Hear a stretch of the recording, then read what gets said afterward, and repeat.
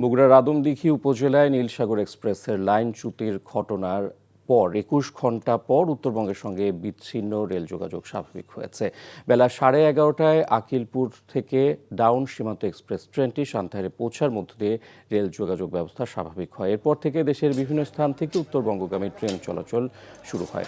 এই ঘটনায় ট্রেনের শিডিউল বিপর্যয়ে যাত্রীদের ভোগান্তি চরমে। এছাড়াও ভোগান্তি কমাতে গতকাল থেকেই বিকল্প ট্রেনের ব্যবস্থা করা হয়।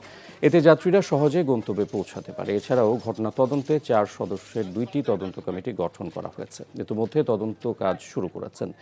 গতকাল বিকেলে সান্তাহারে নীলসাগর এক্সপ্রেস ট্রেনের 9টি বগি লাইনচ্যুত হয়ে আহত হয়েছে অন্তত 45 যাত্রী।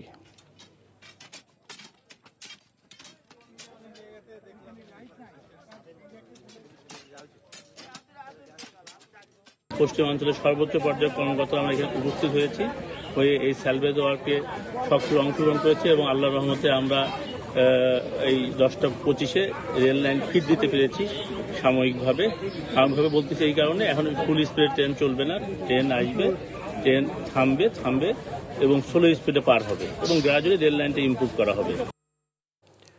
সান্তাহারে ট্রেন দুর্ঘটনাস্থল থেকে সরাসরি যুক্ত হচ্ছেন স্টাফ করেসপন্ডেন্ট আতিকুর রহমান সোহাগ। ট্রেন চলাচল তো 21 ঘন্টা পর স্বাভাবিক হয়েছে, এখন সেখানকার পরিস্থিতি কেমন দেখছেন?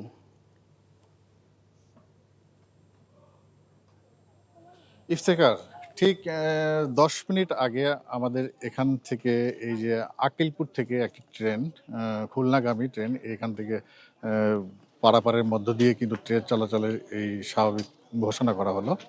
তো যেটা 11:30টায় যাওয়ার কথা ছিল। এখানকার শিডিউল বিপর্যয় ব্যাপক আকার ধারণ করেছে, যদিও তারা এখন কর্তৃপক্ষ সঠিকভাবে জানাতে পারেনি কী পরিমাণে শিডিউল বিপর্যয় রয়েছে, তবে ব্যাপক শিডিউল বিপর্যয় রয়েছে এটা তারা জানিয়েছে।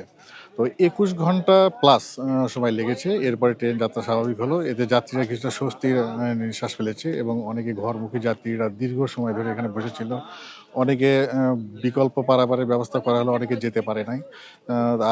এখন থেকে সবাই স্বাভাবিকভাবে যাতায়াত করতে পারবে এই বলে কর্তৃপক্ষ জানিয়েছে।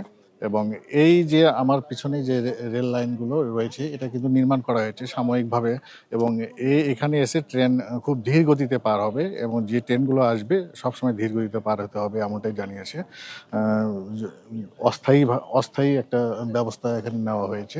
আর পার্শ্ববর্তী যে ট্রেনগুলো বগিগুলো পড়ে রয়েছে এগুলো ঈদের 2 দিন পর তারা এখানে নিয়ে যাবে, এগুলো উদ্ধার করা হবে, এটুকুই বলেছে আর কি। তো এই ছিল এখানকার সর্বশেষ পরিস্থিতি। জানছিলাম ট্রেন দুর্ঘটনা পরবর্তী খবর।